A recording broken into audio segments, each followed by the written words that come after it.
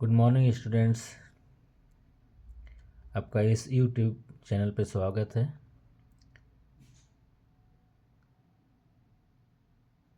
देखिए, ये जो आपको नोट्स दिख रहा है ये क्लास 11 का बायोलॉजी का है। एमसीक्यू क्वेश्चन के लिए बहुत ही इम्पोर्टेंट नोट्स बनाया हुआ है। देखिए, ये चैप्टर पहला का है। जैसे ISBN का फुल फॉर्म क्या होता है, तो international code of botanical nomenclature, ICBN। ठीक है। एमसीक्यू क्वेश्चन जो आता है आपका, उसमें 4 ऑप्शन रहता है, तो अगर उसमें ICBN होगा तो आपको टिक लगाना है। फिर ICZN, इसका फुल फॉर्म होता है international code of zoological nomenclature. इसके बाद देखिए, द्विपद नाम पद्धति यानी बाइनोमियल नोमेनक्लेचर को जो खोजा था उस वैज्ञानिक का नाम है कैरोलस लिनियस। ठीक है। जैविक नाम लैटिन भाषा में होता है। बायोलॉजी में जो भी बायोलॉजिकल नेम होता है वो लैटिन लैंग्वेज से लिया जाता है। उसके बाद देखिए, वर्गीकी पदानुक्रम में जाति, उसके बाद वंश, उसके बाद कुल, उसके बाद गण यानी ऑर्डर, उसके बाद वर्ग यानी क्लास, उसके बाद संघ यानी फाइलम जंतु के लिए। ठीक है। ये जो है आपका ऑर्डर है। अगर आपको ऑर्डर से क्वेश्चन पूछा जाता है तो आप ये जो ऑप्शन है, अगर ये ऑप्शन रहेगा तो आपको टिक लगाना है। जाति, ये रो वंश, ये रो कुल, ये रो गण या ऑर्डर, ये रो वर्ग, ये रो संघ या फाइलम जंतु के लिए। और अगर कोई प्लांट के लिए पूछा जाता है तो ये भाग में आएगा।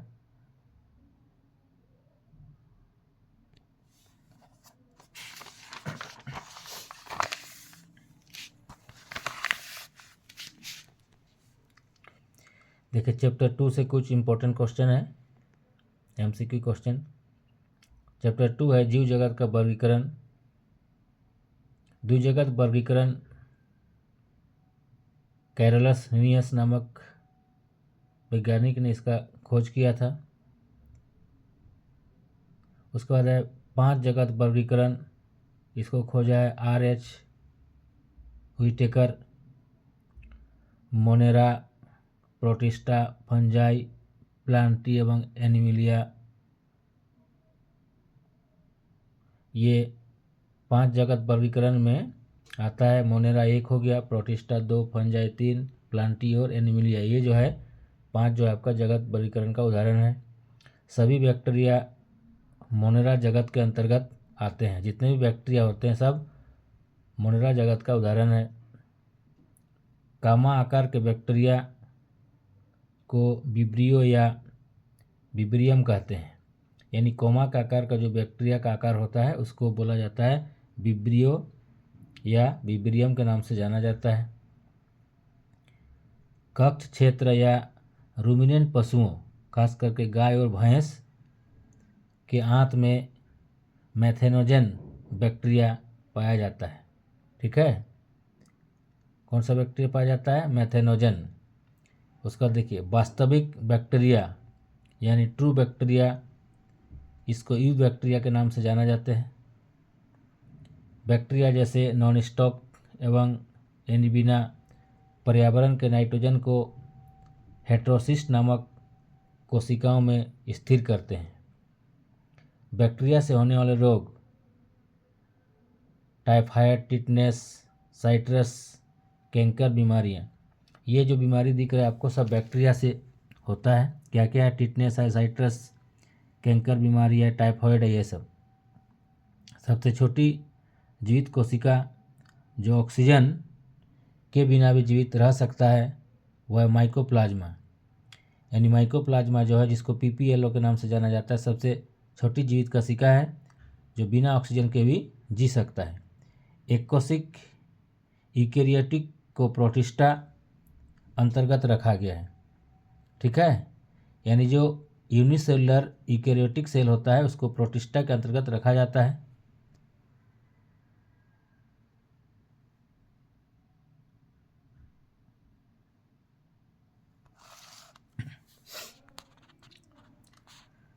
डायटम की कोशिका भित्ति सिलिका की बनी होती है जो साबुनदानी की तरह होती है। ठीक है, डायटम की जो कोशिका भित्ति होती है सेल वाल, वो सिलिका की बनी होती है। सिलिका मतलब बालू SiO2 की बनी होती है और इसका आकार होता है साबुनदानी की तरह। साबुनदानी का आकार का होता है डायटम का सेल वाल जो सिलिका की बनी होती है। समुद्र में लाल तरंगे रेड टाइड्स गोनियालेक्स नामक डाइनोफ्लैजिलेट के कारण बनती है। यानी समुद्र में जो लाल तरंग है, जो रेड टाइड्स है, वो गोनियालेक्स नामक डाइनोफ्लैजिलेट के कारण बनती है। इसको आपको याद रखना है। निद्रालु बीमारी, ठीक है, एक निद्रालु बीमारी का उदाहरण होगा ट्रिपैनोसोमा। ट्रिपैनोसोमा जो है निद्रालु बीमारी का उदाहरण है।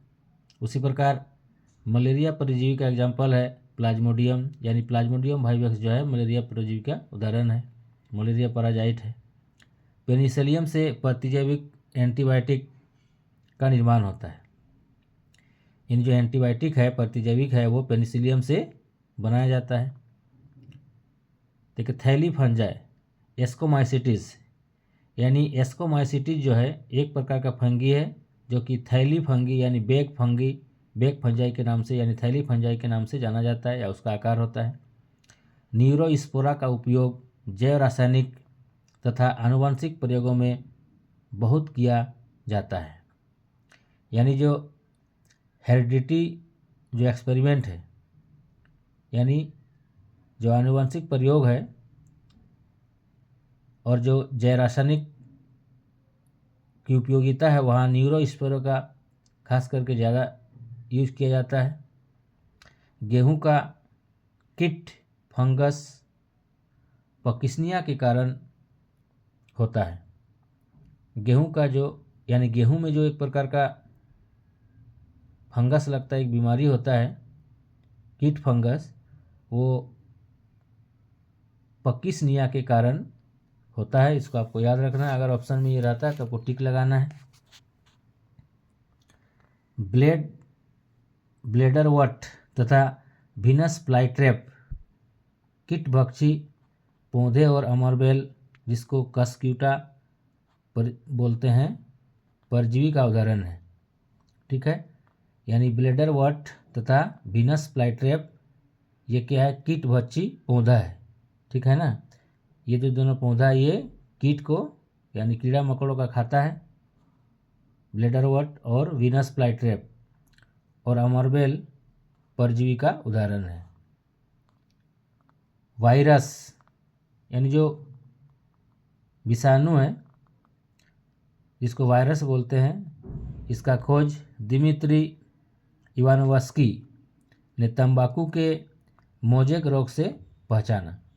यानी सबसे पहले वायरस का खोज इवानोव्स्की ने किया था और सबसे पहले इस वायरस यानी विषाणु का खोज तंबाकू में किया गया था और इसको मोजेक डिजीज़ या मोजेक रोग के नाम से जाना जाता है। TMV तंबाकू शॉर्ट में बोलते हैं, TMV टोबैको मोजेक वायरस, यानी विषाणु का खोज सबसे पहले तंबाकू में हुआ है और TMV टोबैको मोजेक वायरस नामक रोग से इसका पता चला है और इसके खोजकर्ता का नाम है दिमित्री इवानोव्स्की। सभी पादप वायरस में एक लड़ी वाला RNA होता है।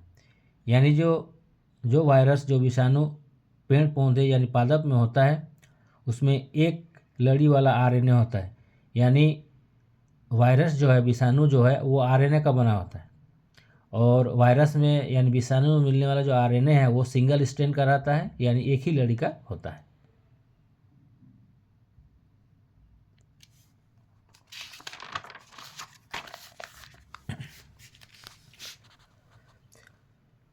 वायरस जो विषाणु या वायरस होता है वो बना होता है RNA या डीएनए प्लस प्रोटीन का। ठीक है, विषाणु जो है यानी जो वायरस जिसको हम लोग जानते हैं वो आरएनए या डीएनए और प्रोटीन ये दो चीज़ का बना होता है। ठीक है, बैक्टीरियल वायरस अथवा जीवाणुभोजी में प्राय डबल स्ट्रैंड डीएनए होता है, यानी जो बैक्टीरियल वायरस यानी जीवाणुभोजी होता है उसमें दो लड़ी वाला डीएनए पाया जाता है।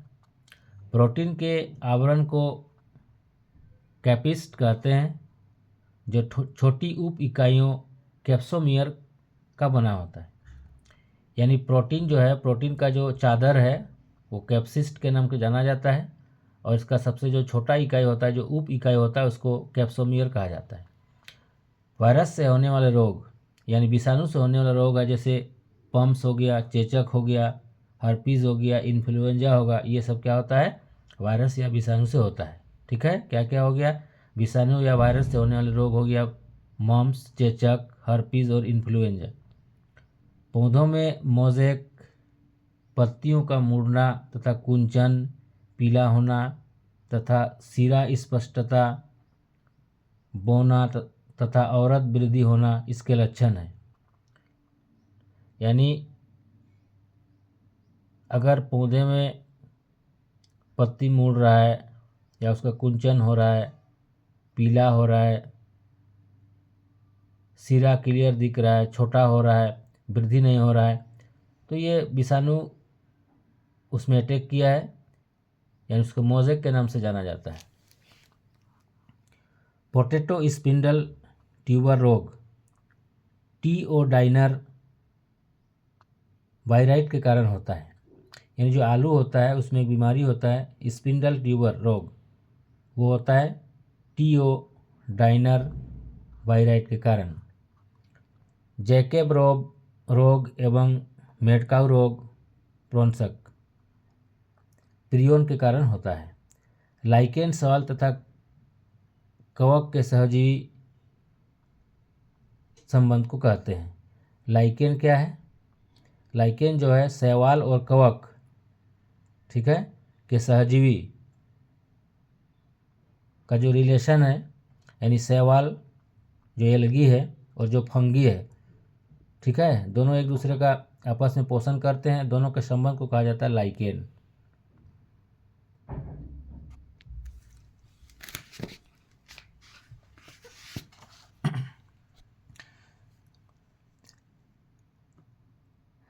वर्गीकीय पदानुक्रम की सबसे छोटी इकाई है। वर्गीकीय पदानुक्रम की सबसे छोटी इकाई स्पीसीज या प्रजाति होता है। दूसरा क्वेश्चन है, गेहूं का वैज्ञानिक नाम क्या है? गेहूं का वैज्ञानिक नाम है ट्राइटिकम एस्टिवम। ट्राइटिकम एस्टिवम गेहूं को बोला जाता है। दो केंद्रक के संलयन को कहते हैं, दो केंद्रक यानी दो न्यूक्लियस के संलयन को कैरियोगेमी के नाम से जाना जाता है, कैरियोगामी। कवक एवं शैवाल के साथ रहने को कहते हैं, कवक और शैवाल एक साथ रहता है तो लाइकेन के नाम से जाना जाता है। वह सबसे छोटा जीव कौन सा है जिसमें कोई कोशिका भित्ति पूर्णतः अनुपस्थित होता है? तो माइकोप्लाज्मा जो है सबसे छोटा जीव होता है, इसे किसी भी प्रकार का सेल वाल नहीं रहता है। माइकोप्लाज्मा सबसे छोटी जीव है, इसमें कोई सेल वाल नहीं होता है। कौन सा जीव निद्रा रोग का कारण बनता है? कौन सा जीव निद्रा रोग का कारण बनता है? ट्रीपैनोसोमा। ठीक है, ट्रीपैनोसोमा एक ऐसा जीव है जो निद्रा रोग का कारण बनता है।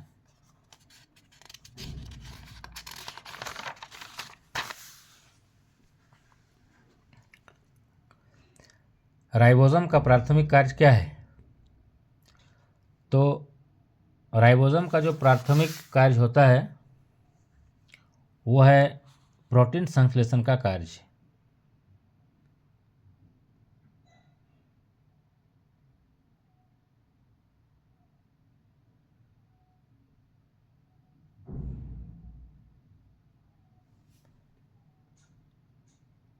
REBP का पूरा नाम क्या है?